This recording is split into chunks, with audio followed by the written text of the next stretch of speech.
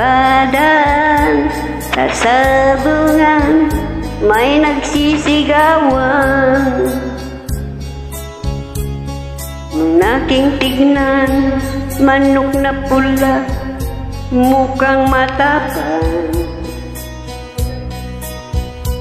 Ang pera ni Mrs. na dapat ay hihulog ko sana sa Palawan.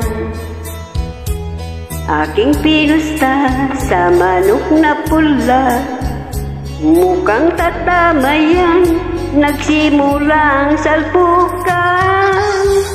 Manok na pula, biglang tinamaan, naggewa-gewang. Sa isang sikap lang, ako'y kinabahan. Hindi nakatayo, patay na puruhan. Ang perang hulog sa Palawan, tinalo ko sa sabungan. Nung umuwi sa may bahay, ako'y matamlay. Ako'y nagsisi, ubos ang money, darling, I'm sorry. Ako ay hinuldap ng 3 lalaki doon banda sa may palengke.